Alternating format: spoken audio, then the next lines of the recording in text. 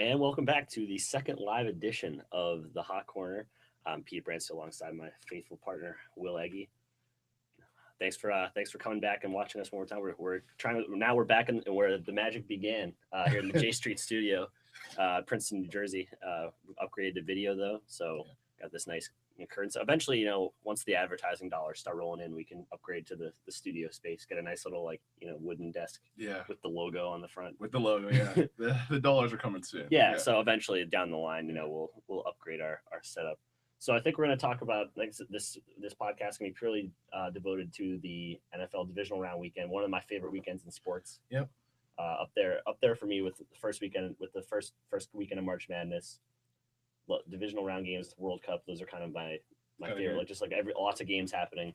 Mm-hmm. A lot of interesting storylines. So today we have the Patriots and the Ravens at 4:30. Then the night game will be the Seahawks and the Panthers. I don't know, we might spend a couple minutes on that one. And then tomorrow first game will be Green Bay, Dallas, and then followed by Denver and Indianapolis. So maybe we'll go in order. Okay, that sounds. So we'll start with Ravens Pats. So what do you have on this one? So Ravens Pats, and we were talking a little bit before the podcast or vodcast. Now I guess we sort of upgraded, but I was saying that the Patriots at the beginning, during this offseason, they were my favorite to come out of the AFC, and here at the end of the season, we're looking at it, and I think that's exactly what's happening. The Patriots have added a lot on defense. You have a big addition that the Patriots usually don't make on the defensive side of the ball since Adelius Thomas. The great days of Adelius Thomas. That might be the reason that there haven't been a lot of defensive free agent signings after that. Yeah, and Darrelle Revis has had a huge impact on the Patriots, and the Patriots defense is finally up to the standard that the offense has really set for them over the past decade, really. So going into this game, I think the Patriots are in an excellent position to win this game. I think it's very funny when I've been watching coverage going into this game, the coverage of the Ravens. I think they beat a Pittsburgh Steelers team that was missing Le'Veon Bell. Le'Veon Bell had, I think he might have been first or second in accounting for his team's yards from scrimmage. And you take him out of the lineup, and I think a lot of people going into that game thought, okay, next man up, they'll be fine. It's Big Ben's show. And it just didn't happen that way. So when you take away a guy that was such an integral part to his team's success, and they're riding off that one victory with the team missing possibly its best player, I don't understand what we're doing with the narrative sort of shifting on them. With now all of a sudden Joe Flacco is the best quarterback in the NFL again, or he's elite, or whatever we want to say. And he has been really good in the postseason, but I think we're overstating sort of what's going on with the Baltimore Ravens right now. And I think they're really gonna meet a buzzsaw coming into New England. Well, I certainly hope so. As a Patriots fan, of course, I feel the same way. I think people are being very quick to point to the Ravens' success against the Patriots in the playoffs. Certainly valid. They've played 3 times all in Foxborough, and the Ravens managed to win 2 of those and probably should have won the other one. However, the first game was 2009. Okay, that's 5 years ago. Yeah, completely different teams now. Yeah, that was probably one of the worst Patriots teams of the Brady Belichick years. And then the last couple of games, the Ravens certainly outplayed the Patriots, but I think as you already touched on it, the Patriots defense this is the best Patriots defense I've seen since 2007. I mean, the year that the Patriots did make the Super Bowl in 2011 was, if people don't remember, is that was one of the worst defenses that the Patriots have ever had. They were 31st in the league, and they would have had the worst yards against total in NFL history if not for the Packers that same year, taking it from them, and still were very close. But in those playoff games, what it would come down to is you need Tom Brady to put up a big performance, and sometimes that doesn't happen. Yeah. You can't expect your quarterback to go throw for 300 yards, 3 touchdowns every game, no matter who he is. So I think in this case, Tom Brady can afford to maybe not have his best game, but play well enough because the Patriots can rely on that defense. Darrelle Revis, as you mentioned, the Pats haven't had a corner like him since the days of Ty Law. He's a game changer. Brandon Browner's been pretty solid too. The only worry I have with him is, and I think Belichick is aware of this, is if he matches up with Torrey Smith. Torrey Smith's the best in the league at drawing pass interference flags by a long margin. That's something that Browner is obviously susceptible to flags. So I see them maybe putting Browner and Owen Daniels. Mm-hmm. But I think the defense is going to play well enough, and I don't see the Patriots having a lot of problems putting up points. I know the pass rush for the Ravens, rightfully so, has been the big storyline. T-Sizzle. Yeah, T-Sizzle and Doomerville have been a very, very formidable combo. Mm-hmm. But the Patriots are one of the best teams against the blitz. Even Tom Brady's numbers against the blitz are some of the best in the NFL. And I think the O-line, which has been sort of a storyline for the past or the last few weeks, they have Dan Connolly back. They have the interior line combination that they've been using with success from weeks 5 through 15, with Connolly at left guard, Stork at center, and Wendell at right guard. Solder, he'll probably get beat a few times, but I mean, again, I think the line is going to play well enough to give Brady some time. I think the Ravens are going to want to run the ball. That's going to be something they're going to try and do a lot. I think the Patriots actually, while they haven't had a stellar run defense this year, I think the way that their defense is aligned is actually not too bad, considering the Ravens run kind of like a zone blocking scheme. They don't really try to run it up the gut on you. So I do think that they'll be able to at least contain Forsett. I don't see him going off for a huge game, but I don't know what you think. What do you think the Ravens need to do on offense to? Well, the Ravens on offense, I think, like you said, I think the big star of the week has been that defensive pass interference that Joe Flacco's been able to, like, I've never heard that stat so much as I've heard it in this week. But it's true. There is a lot of value, and I think, like, when you look at that Arizona Cardinals game versus the Panthers last week, when you're trotting out Ryan Lindley, like, why not take a shot deep? Like, when I played, I don't want to bring up my high school football days, but let me tell you, I played defensive back in high school, and it is really hard when you're playing the deep ball to not interfere with the receiver. You want to get your hands on him a little bit. It can be unnatural to turn around and look for the ball, and it's a great strategy, and I think a lot of it's one of those things that when you have a quarterback like Lindley or somebody like Alex Smith who won't take shots in the field, you're losing some of the value. You're losing some of that value from pass interference calls. But I think on offense, you want to run the ball, obviously. Like, if you can the more time that Tom's on the sideline, it's better for the Ravens. But also, I mean, Joe Flacco, if there is a hot hand phenomenon in football, Joe Flacco certainly has that. His playoff stats over the past, I think, 7 games are like, is it 17 touchdowns to 1 interception? One turnover. Yeah, something like that. So he's been absolutely fantastic. So maybe you want to keep riding that hot hand, but you also have to keep in mind that Revis is going to be locking up one of his targets. But a question I had when I was listening to you, you talked about, there are 2 things that came to mind. So you talked about Tom Brady, and you talked about how he might not have to have a great game. Right. And I think one thing that was interesting was earlier in the year when the Patriots offense looked like it was in shambles, and everybody was ripping the Patriots and Belichick for the way they've constructed this team, that they haven't given Tom enough help. Don't you think maybe we were looking at it the wrong way, that maybe he didn't give them the supreme offensive talent? I mean, you have Gronk, so now Gronk's healthy, but maybe you don't have those elite weapons on the offensive side of the ball. But now you have a defense that serves as his crutch, right? That's the way that you help Tom now as he gets older, right? I don't know. What do you think? No, I think that's actually a great way of looking at it, because, as you mentioned, that like before, over the last few years, the team has been just Tom Brady having to put up 35 a game and hope the defense can get a couple turnovers. I think you're right. I think Belichick was smart in that instead of going out and maybe getting a flashy wide receiver with some of the money, which maybe would have appeased the fans or the Boston talk radio personalities.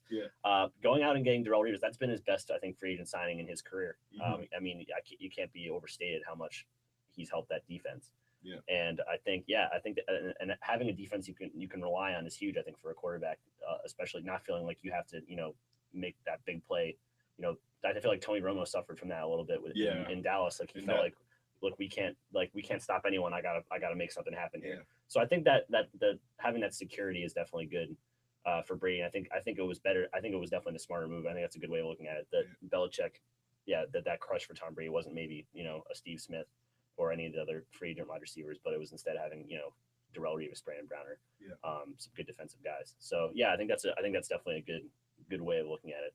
And we'll see. I think they play a big role in this game. I think Revis is going to shut down Steve Smith. I think he has done that throughout his career. So that takes away a big part of it. It's not like the Ravens are loaded off. I mean, they have Torrey Smith, Steve Smith, and Owen Daniels are really the guys that you're worrying about. And I think you take Steve Smith out of the equation, you can put maybe some safety help on Torrey Smith. So I don't think Flacco is going to be able to just chuck it around. The one thing I worry about, if I'm the Ravens, like I think the pass interference, I think that's maybe their formula is just control the ball, keep the Patriots offense off the field, get a couple flags like that or something, or get one play over the top. Yeah, that's what you want to do if you're them. I don't think that's going to happen. I think the Pats are gonna contain them, and I think the offense. I really think Gronkowski. I don't see who on that team is going to stop Gronkowski if Brady has time to throw. I really Will Hill. I think that. Yeah. I don't know. I think that secondary is beat up in Baltimore, and I think you give Brady time to throw. I think that we'll be in good shape. Yeah. Another question I want to ask you is, do you think the Patriots are going to be able to get some pressure on Flacco? I mean, the Ravens' offensive line. I know Pro Football Focus did their offensive line rankings this week. I mean, I think the Ravens were sort of a middle of the pack. Like, they weren't bad. They weren't particularly amazing. They have some pretty good players. Well, they have Yonda. Yonda was one of the best guys in the football. Exactly, yeah. And I think Osemele is also one of their guys. Like, they have some good players on that offensive line. So the question is, when you have a guy like Revis, when you have defensive backs, sometimes the problem is that defensive backs need pressure. They need the front seven to create pressure, because if you have to be in coverage, especially if you're guarding a guy like Torrey Smith, a speedster, and you have to cover him for prolonged periods of times, it's hard to cover a guy like that for an extended amount of time. So do you think the Patriots are going to be able to create a pass rush? Yeah, I think what that's going to come down to is Chandler Jones. He's finally the healthiest he's been all season, and I think that was sort of one of the storylines that didn't get a lot of play with the Patriots, was that he was out for a while. Rob Ninkovich, he's like a kind of a utility everyman, like he can play every position, like he can do it all, but like you don't want to rely on him to be your primary pass rusher. I think Chandler Jones is going to be able to create some pressure, but I think that is definitely a legitimate worry. It's like, I think Jamie Collins is going to be another important player in this game, but I also think that the fact that you have the defensive backs that are going to be able to can at least contain their receivers for a little bit longer. I think that gives you a little bit more ease, that you don't have to worry about more getting after Flacco every time. Yeah. But certainly I think that's the Ravens did well against the Steelers in protecting Joe Flacco. And so I think that's definitely something that the Patriots will be ready for. I think Chandler Jones is up to the task, though, and I think Will Fork is going to be able to create some havoc in the middle. So I think certainly that's one of the matchups to look for. But I expect Flacco to have some time with it. I don't think they're going to be knocking them around out there, but I expect them to get a couple sacks, hopefully. Yeah. So I just wanted to also highlight one more thing for you. Over the past 3 years, I'm just going to read Tom Brady's quarterback ratings by this is the postseason game log according to Pro Football Reference.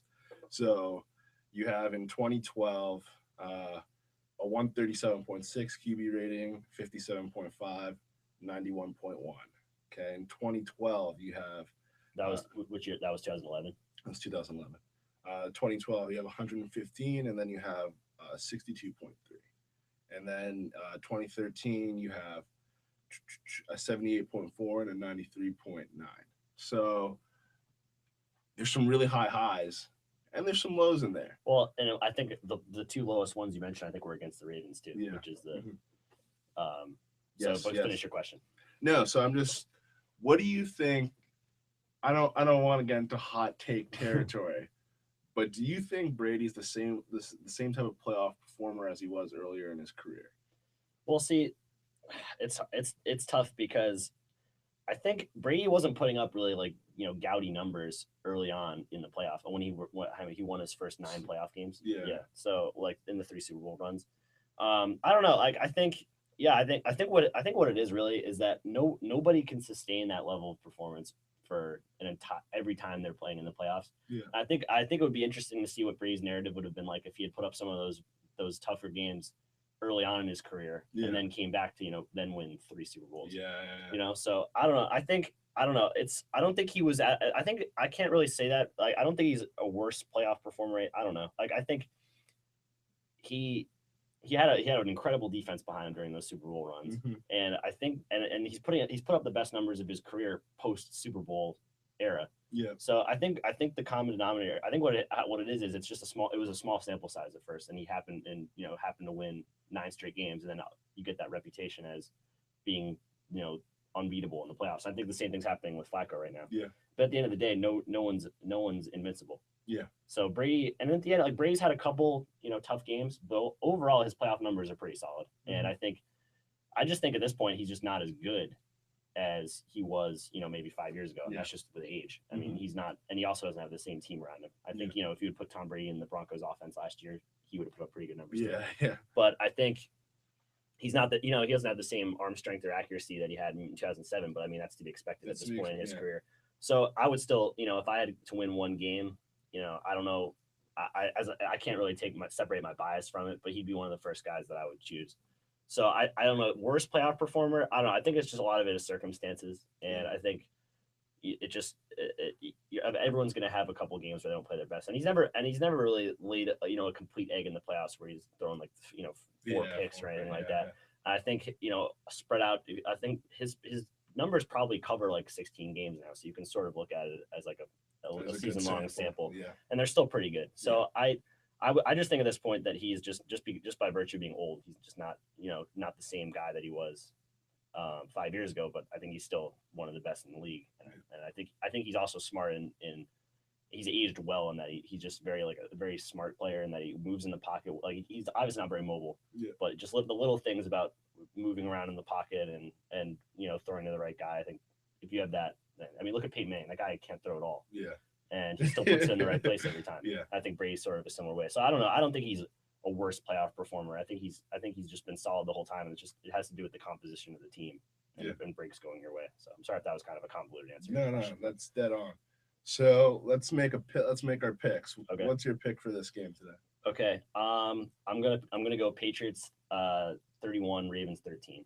31-13. Yeah, I think it's gonna be close into the third quarter. Mm-hmm. And then I see the Patriots getting a turnover or something and pulling away a little bit. So I think the Ravens will keep it close initially. I don't want them to. I would love for this game to just be 14-0 right off the bat. Yeah. But I think 31-13 the Patriots maybe get a late score to put it out of reach. Yeah. I'd go with Patriots as well, maybe 31-21. Yeah. Slightly close in that sort of close game, but maybe not really as close as the score. Yeah, maybe similar to the Ravens game last week. Yeah, last week. Yeah. Exactly. Okay. Yeah. So. All right, so we'll move on. This probably won't be nearly as lengthy a discussion, but we're going to move on to Seattle versus Carolina. Yeah. I guess maybe just an interesting. We can talk all day about how good Seattle is. Yeah. But maybe a good way to frame this would be what can Carolina do to beat Seattle or make it a game? Well, I think what's interesting is that Carolina, when they've played Seattle, and I would need to check the record really quickly, but they play them pretty tough. They do, yeah. They're slugfest. Like those games are like 13-19. Yeah, like the last 3 games I think are like they've been decided by like a total of 13 points. Yeah, they've all been like low scoring, like slugfest. Yeah, really code word for terrible football. Yeah, but no, like because the thing is, Carolina has a really tough defense too. Yeah. I mean, the defense did not play as well as they did last year, but they sort of have come on in the second half of the year. I mean, they beat up that Arizona Cardinals team. So I almost don't want to look at that game because that offense was terrible. That was some of the worst offensive football I've ever seen. Yeah, we don't need to pile on Ryan Lindley anymore. No, like at this point. Yeah. Sorry, what I wonder about is and it's kind of an aside, but what I wonder about is how bad was Logan Thomas in practice if they couldn't even put him in like that. I mean, he couldn't have been worse, but I don't know. Did you watch him play at Virginia Tech? Maybe he could have. What? He could. Did you watch him play at Virginia Tech when he was there? Yeah, I know. He might have been that bad. I don't know. But Logan Thomas, he's one of those guys when he comes off the bus, he can look like he looks like he can play quarterback, but maybe he actually can't. He's got the it factor. Yeah, he's got the it factor. He looks like a quarterback playing Gabbard. But the thing is that this Carolina defense is pretty good. They beat up on a bunch of weak offensive teams at the end of the year, but they have good pieces there, and I think they're like Charles Johnson, that guy coming off the edge is a terror. Like so, Seattle's got to be ready to handle somebody like Charles Johnson, pressure off the edge, and which is good because when you have someone like Russell Wilson who's a rollout guy, Russell Wilson's not going to stay in the pocket. So sometimes what happens when you have edge rushers and and they're coming off the edge, the quarterback likes to step up. If you have good guard play, you step up into the pocket and you avoid the rush on the outside. But with someone like Russell Wilson who needs to find throwing lanes, you find him rolling out a ton. And that's where Charles Johnson, if he's coming off the edge and Russell Wilson isn't careful, there's the opportunity for a lot of sacks there, or for some pressure to be created there and force into some bad decisions. And the Panthers are actually one of the best teams in the league against running quarterbacks. Mhm. I know the last time Wilson, I don't remember the exact stats. I don't have it in front of me, but he for someone who averages about 40 rushing yards a game. Mm-hmm. In general, he couldn't get anything against him. Yeah. Granted, that was Greg Hardy was there, so that's certainly part of it. But yeah, Charles Johnson is very good. And what I worry about is that they lost Star Lotulelei for this game too, which is unfortunate. Yeah, but the other thing is they have guys like Kuechly and Thomas Davis, guys who cover a lot of ground. Yeah, Kuechly might be the best sideline linebacker in the NFL. So that's how you contain a guy like Russell Wilson, which is so important because he's short, right? Like at the end of the day, Russell Wilson is a small quarterback, and like Drew Brees, you notice in their pocket play, they're constantly trying to find angles at which to throw the ball. So if you eliminate Russell Wilson's ability to run out of the pocket as much, and he's stuck in the pocket more, sometimes Russell Wilson, as good of like he can throw the football, but sometimes he struggles inside the pocket. So I think that's what Carolina is going to try to force him to do today. Yeah. And then on offense, Cam, I don't know. Cam looks like he's very hurt right now. Yeah. His accuracy is his accuracy is always. I mean, and that's the thing is his accuracy has never been great to begin with. But even and he takes a lot of hits. He takes a lot, a lot. So he just looks. But I mean, I don't know. I that's where I see that. I do see like Carolina causing problems for Seattle on defense. Yeah. I worry about the offense a little bit. I don't really see them. Do we know if Philly Brown is playing in this game or not? I've heard that he was hurt. Yeah, I've heard the same thing. I don't know, because if he doesn't play, then they have no one really. I mean, Kelvin Benjamin, you figure, is going to get locked up by Sherman. You'd think, and or maybe I guess sometimes they leave Sherman on one side of the field, so maybe not. But like other than him, like Philly Brown is kind of their guy to take the top off the defense, which is kind of you need. I think if you're kind of a big underdog like the Panthers, you need to play it like that. Yeah. And and now if they don't Philly Brown, they have no one who can do that, and then they're not going to get anything underneath against these guys. I mean, we can talk all day about Earl Thomas and Sherman and Wagner and I mean, that's where I see issues is Carolina just moving the ball. And the thing is Carolina's O-line, the guys that they're starting on that O-line, you have a bunch of undrafted rookies. Yeah. You have some they've played decently together. Yeah, and Jonathan Stewart's had somewhat of a resurgence. He has. He's a good player. He's healthy. Yeah. He's always been a pretty good player when he's been healthy. But when you have a guy like Michael Bennett who's lining up all over the place and is a terror, like Michael Bennett is a terror on that defensive line. I'm worried for that offense. When you're talking like that talent disparity, I'm a little bit worried there. But it really depends. Like, are you going to beat Seattle with Kelvin Benjamin and Greg Olsen and an inconsistent Cam? If Cam's accuracy is on today and he's making some throws downfield, maybe they have a shot. Yeah. But they could try to control the ball with the run game. Yeah, that's sort of the way I see it. It's sort of like what we talked about with the Ravens would be. Yeah, similar. Just keep the ball. Establish the run well. I hate that phrase, establishing the run. Yeah, like either you can run or you can't. Yeah. Like, do I need to run the ball 6 times at the beginning of the game to show you that I can run the ball? Yeah. But they need to run well. Stewart needs to have a big game. They have to keep Seattle off the field and not make any mistakes. Like they have to play mistake-free football. And that's what worries me. Looking at the way they played it against Arizona, they did pretty much all they could to not win that game. You can't. I mean, you're throwing picks in the red zone. You're fumbling. You're fielding punts like they're a ground ball, like you're playing shortstop. Like. You can't afford those. Like Seattle will make you pay for that. Like that's the thing is like the Panthers will have to play mistake-free football, and I'm not sure they're capable of doing that. So, you can't count it. You can never count them out. You can never count a team out in the National Football League. Anyone can beat anyone, but I don't know. I think Seattle wins pretty easily. Yeah. I think the margin for error is so small for Carolina. Yeah, it's pretty improbable. I think they can get back. If I don't know what their cap situation this year was terrible, which is part of why they couldn't afford to sign anybody. So I don't really know I don't know too much about their cap specifics next year, but I feel like with a couple more pieces, like they could be a very good team. Yeah. And a healthy Cam Newton. No, yeah, healthy Cam, another good weapon at wide receiver. Yeah. I think upgrade the O line a little bit. I think Yeah. Carolina's their defense, maybe some defensive back help, but Yeah. they're not a bad football. Yeah, they've team. actually improved, and they've improved quite a bit against the pass in the past few weeks. Like, because I mean, early on in the season, that was kind of their problem, was that they were just getting torched. Roman Harper looking like it. He should be put down. But they've looked much, and Harper and the rest of the defensive backs have improved quite a bit over the last few weeks. But I don't think it's going to be enough. No. So I see Seattle winning by, I don't know, 17. 17. Maybe not 17. Maybe not 7. I think they're winning by double digits. Okay. Let's put it that way. I was going to say. The spread's 11. Yeah. I think it's going to be right around there. Yeah, right around there. I agree. Yeah, 17 might be a little much, but I mean, I would like to just pick the Pats to win by 18. But I think they win by double digits. I think maybe that Carolina hangs around in the first half. They just need a big turnover or something at the beginning just to get things going, get Seattle a little nervous. But I don't know. I think Seattle wins this one. Yeah. All right, so move on to Sunday. The boys. How about them Cowboys, Pete? Let's talk for a couple minutes about the previous game. Yeah. I just want to get your thoughts on the whole flag being picked up situation and just the Cowboys getting every call down the stretch. Paid the refs. Yeah. What was it? What the NFL had of officiating was Dean Blandino in the party bus. Chris Christie in the box. Chris Christie in the booth. Yeah, in the box. Yeah, I don't know. He's coming to Green Bay though. He is. Yeah, he's traveling.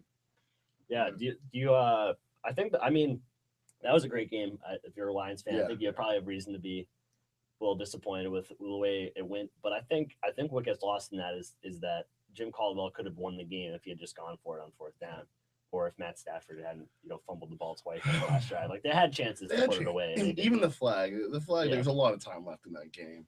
I think the biggest thing for the Lions played a good football game, but they did not. I think they scored 3 points in the second half. Like that was what I was thinking the whole time. It's like I mean, it's not like this Cowboys defense is like the 85 Bears. Yeah, exactly. Like so, before you even think about I know everyone wants to talk about, and we texted a little bit. I know everyone wants to talk about Tony Romo, and look, I'm happy for the guy. That's my quarterback. I was crying with T.O., but the Lions offense did nothing in the second half of that football game. And for our defense, which is a mediocre defense, for you as you're Matt Stafford, you have Calvin Johnson, you have Golden Tate. Yeah. Those guys are amazing receivers. You have Reggie Bush, who was okay in that game. You have a nice running back by committee. They were playing well in that game. They actually ran the ball fairly well when they did run it. And you only put up 3 points in the second half. That's just not good enough. And at the end of the day, you can talk about the flags. You can talk about whatever. Your defense did its job. The Cowboys scored a decent amount of points, nothing crazy, sometimes off pretty good field position too. So the defense did its job. The offense has to do theirs. And that's all it was. That's the way I look at that Cowboys-Lions game.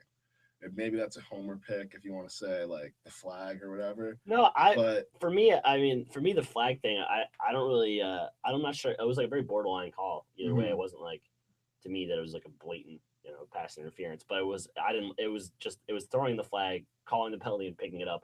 That happened to the Patriots actually last season during the regular season against the Panthers to end the game. Mm-hmm. So, I mean, it's not unprecedented, but I could see how, it was something I'd never seen before. Yeah. So I could see how you'd be frustrated as a Lions fan, but I think it helps. If anything, it just helps Caldwell sort of get off for some of the questionable decision making that occurred in that game. And it's not like the Lions didn't have opportunities. Yeah, no. And really my thing is look, it's in the National Football League. If you let teams hang around too long, in most sports, if you let a team hang around, there's a chance that they have a good chance to win that game. And the Lions could have put the nail in the coffin. They didn't. The Cowboys climbed back into the game and hung around till the very end. And then you're relying on Matt Stafford on the final drive, and he fumbles twice, and you know what I mean? Your season's gone. So they had a chance. They blew it. Cowboys are moving on. And let's talk about this Green Bay game. Okay. What are your thoughts going into this game? I actually think that that the Cowboys have more of a chance than they're being given credit for. I don't think this Green Bay team is as invincible as they're being made out to be. Uh, I see the Rodgers, the calf injury. I think that's an interesting variable. I think what they're probably going to do with that is just run less shotgun sets, maybe more pistol, or just more under center, more of Rodgers being under center, so he doesn't have to move around as much. He gets rid of the ball pretty quickly, so I don't see that injury being maybe as I don't know costly for him as it would maybe be for some other quarterbacks. But it does limit his mobility a little bit and it keeps him in the pocket, which I think he's the one of those guys he's one of the best at extending plays and just really frustrating the hell out of you after after you've covered guys for 4 seconds. Yeah, And he before- gets out of the pocket yeah. and then and fires it to someone who just gets open on the sideline. But I think the thing is I don't see Green Bay having any trouble putting up points on Dallas. But I also think that Dallas is going to be pretty capable of putting up points on Green Bay. Yeah. I think they're going to run really. The run hasn't been as good, but they faced the best run defense in the NFL last week. I expect DeMarco Murray to have a pretty good game. Their best. The Packers are the worst in the league, or one of the worst in the league. I read about defending runs around left tackle, and that's something that the Cowboys like to do. They have a very strong left side of that offensive line. So I think Murray has a big game. I think while there's a pretty strong secondary, like Des Bryant's going to have a good game. He's going to get his catches. He always does. Yeah. I see them working the middle of the field with him. I think the Cowboys are going to keep pace. I don't know if they win. I think it's going to be close. Yeah. Like kind of like a 38-34 kind of game, just a lot of points.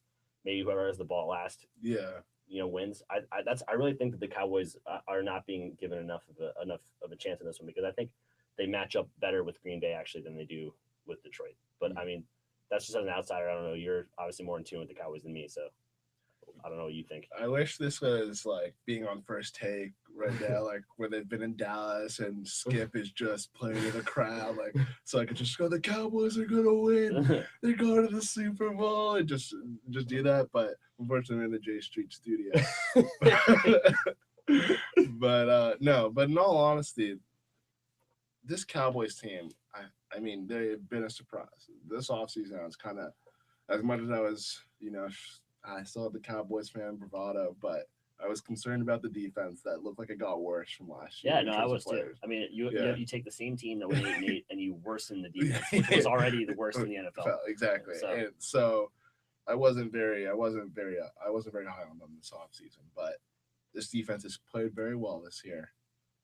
And I think sort of earlier when we were talking about Brady and talking about how you help Brady in other ways, and I think what the Cowboys did to help Romo was to build that offensive line and rely on a run game where with Romo you sort of get diminishing returns, you know what I mean, after a certain point. Yeah. But, after maybe 35 passes, Romo's his production starts to go like that. So we hit a sweet spot where we're maximizing Tony Romo. You have some play action. They have to respect DeMarco Murray. They have to respect that offensive line. And it's perfect. And you're going to see that in Green Bay. I don't worry about the offense, right? Especially against that Green Bay defense, like you were talking about. What I do worry about is our defense, which is by all accounts, if you listen to all these guys who really break down the film, it's a very simple defense. They don't get a lot of pressure on opposing quarterbacks, and you're facing the best quarterback I've ever seen. And I love Tom Brady. Tom Brady is the guy I would pick to if I have to win a game, I'd pick Brady. But in terms of talent, in terms of just being the best quarterback I've ever seen is Aaron Rodgers. And you're facing that guy. Luckily, he's hurt. He's dealing with a calf injury, so he's going to be a little bit limited in terms of running around out there.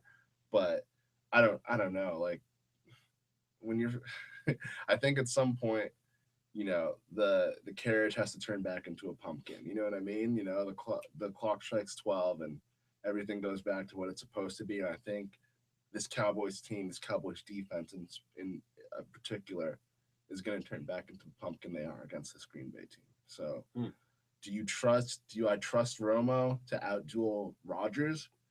Now that Rodgers is hurt, maybe. It's a possibility. Romo didn't look.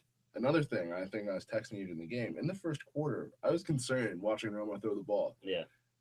dipping every single Well, yeah, time. and that's the other thing. Is like he's broke bones or fractured bones in his back. Like, yeah, I think we forget that a lot. That he's not even at full strength either. So he's not healthy by any stretch of the imagination. So I don't know. I don't know how this game's going to turn out. I like the Cowboys' chances. I'm picking the Cowboys because that's my team, but I think it's more of a heart overhead pick. Yeah. I'm gonna go with the upset pick. I'm also gonna pick the Cowboys. You're gonna pick the Cowboys too. I think by three or something. Yeah. I think it's gonna be a like close 34-31 or something like that, like a high scoring game. Yeah.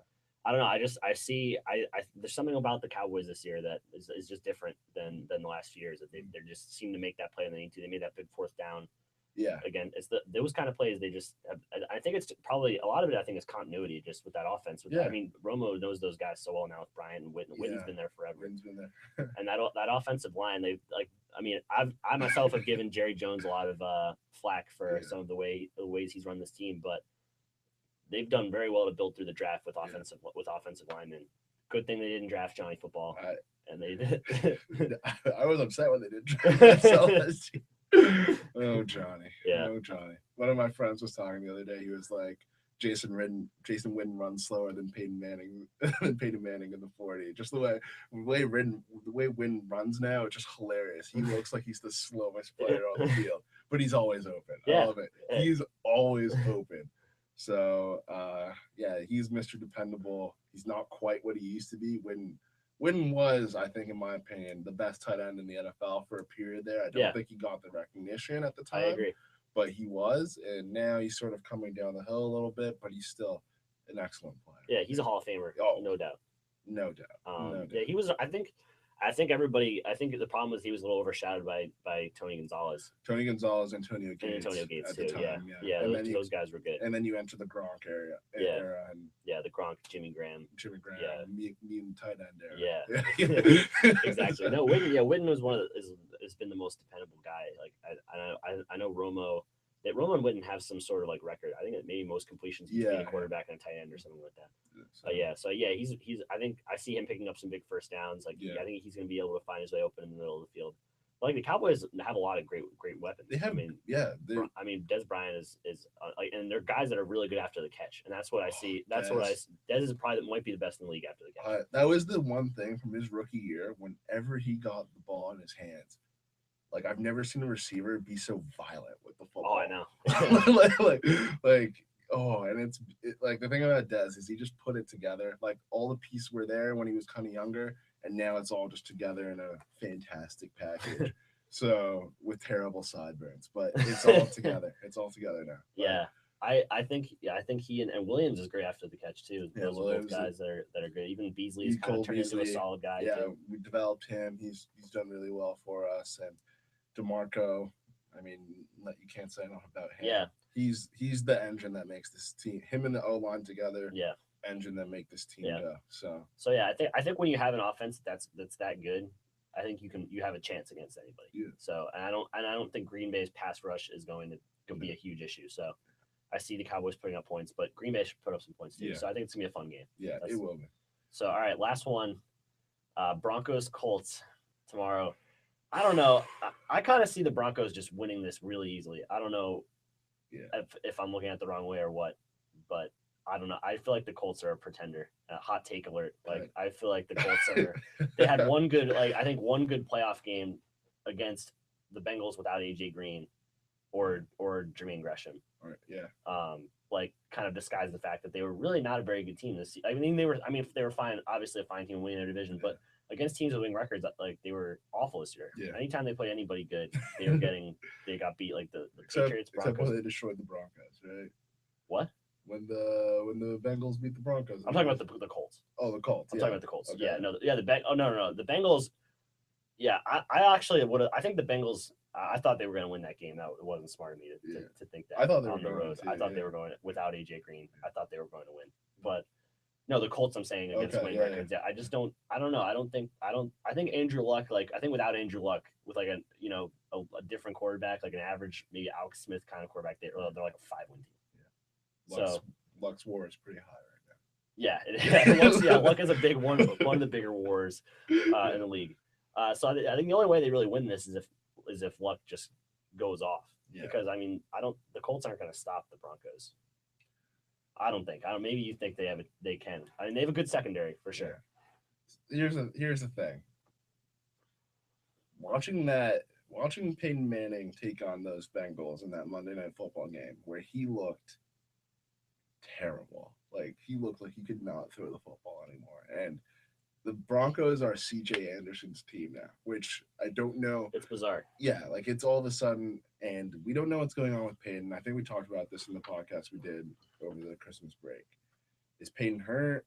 Is Peyton just old man Peyton now? Or maybe he's going to come out and he's going to just be a wizard this weekend. But the concerns I have with that passing game, like, I don't know, if you're going to rely on the run game, and I don't think it's an explosive run game to carry you in this playoff game when you're facing Andrew Luck, who is explosive. Like when you see that pass to Moncrief where he's falling down, whipping it 30 yards downfield, like that's scary. Like, and it's sort of like when you're facing Aaron Rodgers, when you better try to convert on fourth down, because if you're going to play threes while Aaron Rodgers is getting sevens, you're going to lose that game, right? And that's sort of the thing with Andrew Luck. If the Broncos are going to be running the football, if Peyton Manning's not going to look, if he's going to look the way he's looked over in the second half of the season, I'd be scared. I don't know. Even with the bad call. With all that being said, the Broncos have still been putting up points. I mean, it's not. I mean, even with the more C.J. Anderson run or oriented offense, they still haven't. Their output really hasn't decreased. That's true in terms of points. And I think I think definitely it is a little strange seeing the Broncos centered around the run. Mm-hmm. But I think Manning has had a couple bad games, but at the end of the day, like he's gonna put up yards. He's gonna move them down the field. I don't see the Colts like creating like lots of 3-and-outs or anything against the Broncos. They have Julius Thomas back. Like I still see Peyton, I don't think is definitely not at the same level that he's been at, but I think he's still at a high enough level that he can beat the Colts. I don't know. The Colts to me, I don't know. Maybe I'm being a little low on the Colts, but I don't. I'm like the end. Like I know you're not an Andrew Luck guy. I've been rooting against Andrew Luck all season. Yeah, but I don't know. It doesn't change the fact that he's absolutely terrifying. Oh yeah, and that's the thing is that you have to definitely say you have to keep that disclaimer that like there's certainly the chance that he just has an otherworldly game and just carries Indianapolis to a win. Yeah. But I see him turning it over a couple times. Yeah. I think he could, to do in the which playoffs. he has been prone to do that in the playoffs. And I also think that's just a product of him having to do everything. They have no running game. None. Like their one competent running back is a big fumble risk. Yeah. Like Trent Richardson is on the punt team now. Like, that was actually an actual headline. Like Trent Richardson practices with punt coverage team. Trent Richardson. Like oh my they can't run it whatsoever. So they're gonna have like Andrew Luck's just gonna have to throw for 350 to 400 yards. Yeah. And maybe he can do that. Hilton is one of the best receivers in the game that you don't hear enough about. Oh, Hilton's fantastic. Yeah. I mean, he was open all the time. I don't know if he's completely healthy because he was dropping a ton of balls in the last game, but he was open every time. Yeah. That's it. So, but Talib, I think, is capable of being up to matching up to him a little bit. I think Hilton's going to get his catches no matter what. Yeah. But I don't know. I still don't see the Colts just being able to keep up. I really don't. But I don't know. I'd hate to bring up the eye test, but it's just the eye test right now in Peyton Manning. He's not passing it. No, that's fair. But he might have passed the sniff test. But I still think even with I don't know. I just think that it's amazing to me that the Broncos offense hasn't really fallen off all that much, even with Manning not throwing nearly as much or throwing well. And the thing is, even in that Bengals game, he did have some terrible throws, but in between that, he took them down the field and scored when he wasn't doing that. So, yeah, you might get a couple bad mistakes, and that's what you have to hope for the Colts is to just hope that you can get a couple timely turnovers. But I don't know. I think and Indy's been terrible on the road this year. Like I just don't see them going into Denver and winning this. But I would love for them to do it. You know, I would. Yeah. I'm rooting for him. I don't think And Luck still hasn't quite had that. I mean, he had that big win against the Chiefs, that comeback victory against the Chiefs. Fake comeback that he orchestrated himself. Well, yeah, he throws them out of the game, and then he brings them back into the game, and then he gets the credit for the comeback. Yeah, I mean, he did that a lot last year. Yeah. Wow. Okay. Yeah. Sorry. But I mean, he still hasn't had that playoff, moment yet, or that like big underdog sort of victory. Yeah. The Colts to get the Colts to the next level. This could be it. Yeah. I don't see it. I do. You do? You think That's the Colts why I'm win? picking the Colts. Wow. There we That's why go. I'm picking the Colts. You heard it Colts here. by a touchdown. You heard it here. Colts by a touchdown. Colts by 7. Yeah. Okay. I'm picking the Broncos. I think the Broncos win by. I think they win by double digits. Wow. I do. Pete with the. I think. Did you have anybody? Oh, it's Cowboys. The Cowboys Green Bay game will be close. Okay. The other 3 will not. Will not be. Okay. Well, the Pats Ravens game could realistically be No, close. don't hedge your bets. No, It's a you're blowout. right. You're right. It's a You're right. blowout. I was just gonna admit to just being a homer, but that's the way it is. I just think Indy has not played well against quality teams, and I see that continuing. But I guess you could say that about the Ravens, and they just beat the Steelers. You never know. Yeah. That's the thing. In the NFL playoffs, it's one game each time, so anything can happen. Yeah. And granted, if it were 7-game series, it would be different. Yeah. If it were a 7-game series, the Patriots would have a lot more championships right now. There'd also be a lot more concussions. Yeah. Very Sorry to bring sobering. it in. It's like, wow. Yeah. It just got. How about Roger? How about Roger Goodell? Though? Oh, I don't know. This is not. I don't know if we want to dive into that. That could be another podcast. Look at that. I mean, Simmons already did. Yeah, Simmons has got the Goodell cipher. Yeah. Like oh man. Yeah, the Goodell diss track, basically. I love it. It actually makes me laugh every time I read in his columns like Goodell versus the Truth. I think he had it as the second greatest rivalry in sports. Love it. Well, yeah, I mean, hey, they paid for their own investigation into themselves and cleared Roger Goodell of anything wrongdoing. He accepted the findings of the report. What a shocker! I accept the findings. What does that even mean? All right. So to recap, I have Pats, Broncos, Cowboys, Seahawks, and Will has the same other than Colts. He has the Colts winning. Colts. I just don't see Let's it. go, I think Andy. they do this every year. They have that game where they win the playoffs or in a big regular season game. You should be on my side. A Pats fan should want nothing more than Andrew Luck. I want him to. I just don't. I would. Yeah, I would love that. I would prefer to play the Colts, no doubt. Yeah. But I just don't think that's going to happen. think- I would have preferred to play the Colts in this round, and that didn't happen. That didn't work out that way. Yeah. I'm just getting I'm the sniff. Okay. The eye test is for Peyton. The sniff test is for the Broncos. They're failing the sniff test, right? Okay. Again, I don't think the Broncos are as good as they were last year, and I think the Patriots would beat them, and they already have. Like, the Patriots are by far the class of the AFC. Yeah. No. But yeah, No. I still think they're going to beat the Colts. I just don't. I think the Colts were lucky to be in a very easy division this year. As all, yeah, Andrew Luck. Yeah. The one impressive win they had this year was against the Bengals in the regular season, and then they beat them again in the playoffs. But I don't. You don't think it's hard to beat Blake Bortles? Blake Bortles. Sorry. That could be a Freudian slip there. Yeah. For the future of Blake Bortles' It career. was actually an interesting stat about QBR and about like if you play a full season, most of the time you are where you most of the bottom guys in QBR after their first 16 starts, were just terrible players for the rest of their careers. And usually if you were in the upper tier or you produced above that level, it was actually a good predictor for success. Interesting. The outliers were like RG3, which is like injury and coaching stuff, and Kaepernick, which is I don't know what the hell's going on with Kaepernick, but that's another podcast. That's another, but I think the good thing that they did was get rid of one of the best coaches in the NFL, so I they mean, could keep their average GM. I think that'll be that'll be good for developing their quarterback. I'd love to see Mike Shanahan go to sit. Well, that'd be a lot of fun. But, Blake Bortles was in the bottom though of QBR, so that's why. Yeah, I think I read a similar thing too. Where's Bridgewater in that?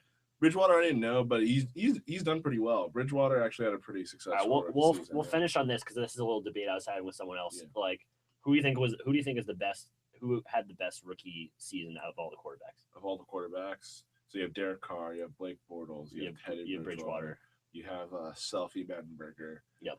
You have Johnny Manziel. You have well, I think I gotta go Johnny. No, but I would go with Teddy Bridgewater. Me too. I was debating with someone. They were saying Derek Carr. No. I'm not convinced by him, but I mean, to his credit, he doesn't have a lot around him.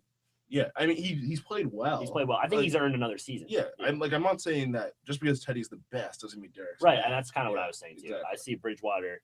I mean, what he's actually like quietly been really good over the last 2 weeks, and he doesn't have like coming into the season. It looked like he had like a good offense for him. They lose Peterson. They're going through different running backs every week. Yeah. Then Cordero Patterson, did he play this year? Like I don't know. Yeah. Didn't see him. Like and Matt, then Greg Jennings, Khalil, terrible at left tackle. Not a very Patrick offensive line. Yeah. Greg Jennings, I guess, is the one guy, but even him, Yeah, he's not. I don't know. It's not like these guys were doing well with a different quarterback. Yeah. So I don't know. I think Bridgewater is going to be really. I mean, but the thing about Bridgewater, he was the number one guy. Yeah, and then all of a sudden he wasn't. It shouldn't be a surprise to anyone. Yeah, I mean, I think he was going to be the number one pick, and then his pro day. Yeah, it was like put him down the bunch of draft nonsense. All of a sudden, like I feel like that happens to one guy every year. Where you just fall for no whatever reason. Yeah, for no reason. Yeah, no. And Johnny football. I mean, I think the thing I was telling you about was Mettenberger. He had possibly the greatest offense around him at LSU. Yeah. You have Odell Beckham Jr., who might be the greatest. Oh my god, he is unbelievable. I'm really mad that he's on the Giants. You have Jarvis Landry, who was a fantastic rookie receiver, and you have Hill at running back. Oh yeah, I didn't even remember that. Yeah, they have Jeremy Hill too. Yeah, they have Jeremy Hill, and he still threw like 56% in college. Yeah, I don't know what else he was, but anyways, he might. Do we still think that Are we still pretending that Ken Wisenhunt is a good quarterback? I think everyone is because he head coached Kurt Warner. A Super Bowl MVP. Yeah, because he brought him back from the dead. Yeah, are we? Yeah, we're still gonna pretend that. I mean, come on. I don't know. But Tennessee has some good talent. That's the team. If you're talking about a big improvement for next year, it's Tennessee. Do you think they go quarterback, or do you think they stick with Mettenberger? I think, or maybe go get a free agent, or go get Bradford or Cutler or something like that. Ooh. That's a little intriguing possibility. That's an interesting, or Dalton even if and I don't think you can rule out sort of agency theory of Ken Wisenhunt trying to protect his job, so maybe they swing the deal for the veteran quarterback just so that he can. I don't think it's in the best interest of the franchise for them to go for Cutler. Do I think Sam Bradford, for as much as I've sort of been critical of him, he's an interesting. He's a young quarterback. Flyer, you can still build with the guy. Yeah, and you haven't really gotten to see what he's fully capable of, and you're not paying him his crazy old CBA deal like you can get him for nothing. For a reasonable price. So I think Bradford's sort of the guy. I think RG3's for a guy who's in. I think Wisenhunt. I don't know if he's in a hot seat or not. Yeah, I think he wouldn't. I don't think we want to take a risk on RG3. I'm interested to see what happens with RG3 too. I think I think RG3 is the most interesting domino that'll fall this summer. Yeah, is where he goes, and because when does so this will be his 4th season.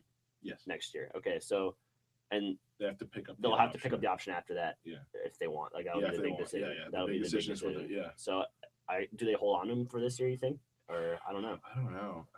I don't know what they're doing in Washington. I mean, what a surprise! Washington's a mess. It does. Right? It's interesting because they did just hire a new GM, and it looks like he, is a big upgrade over what they've been doing in the past. Yeah. I don't know. And Jay Gruden doesn't seem to want anything to do with RG3 though. Yeah. So as long as he's there, it doesn't make sense for RG3 to be there either. Yeah, I don't know. This will have to, I think, maybe wait for our off-season free agency podcast. We'll have a lot of time to break it down. Yeah, hot stove. Football hot stove. You should have given us the hot stove report though. You're the hot stove guy. You know what I mean? But we'll break it down. We'll break down all that stuff. We have some more playoff stuff to do. Yep. We have basketball season to get into once football's done. Yep. Maybe a little baseball preview. Yeah, and. We're gonna keep. We're gonna be very consistent this second half of the year. Yeah, we're gonna get a little bit better. Maybe try and get on some sort of a weekly schedule. Yeah. I think we'll do either tomorrow or Monday, national championship preview. Oregon, Ohio State. I know your Buckeyes. Coaching them up. We might have a bet going for that as well. So that'll be a fun thing for the viewers. Yeah. But yeah, so a lot happened for us hopefully in the next few weeks. So yeah, I think that's all we got for today. So I guess now I got to pitch our social media. Yeah, like us on Facebook, follow us on Twitter, subscribe to our YouTube channel, iTunes. Once I'll get this up on, I'll do a little YouTube to MP3 action and get this on iTunes. And yeah, so and give us feedback. Tweet at us at Hot Corner 2015, or send us something on Facebook, or just questions for the show for us to talk about, or just feedback about. So I'd like to do a little during the show interaction. Yeah. If possible. I mean, that's what the live That's what the live allows us to do. I know with Google Hangouts, there's different capabilities. You can type questions or something, or we could take callers or something. If we can figure out how to do that. Yeah, Pete took Coast 126. Yeah, I took an introductory computer science class, so I'm pretty well versed in this kind of thing. We won't say what grade I got in that class, but So we're still figuring it out as we go, but hopefully we'll get a little more streamlined. Maybe get some graphics up on the screen next to us. That would be nice. Yeah, let's maybe get a producer involved. Yeah, producer. Yeah, it would be nice to have somebody who actually knows. We're looking to hire a producer. Yeah, if you want a producer, if you want to come produce, it's negotiable pay rate, maybe I don't know, beer, dining hall cookie. Yeah, whatever you want. Yeah, we could use some help, obviously, Yeah. as you can tell. But so that's all we've got for today. Thanks for tuning in, and hopefully, and we'll keep you guys posted on Facebook and Twitter with when our next show is going to be. I'm thinking tomorrow or Monday for the little national championship preview. Oregon Ohio State should be a good one. All right, so thanks guys. I'm gonna slide up here and see you guys later.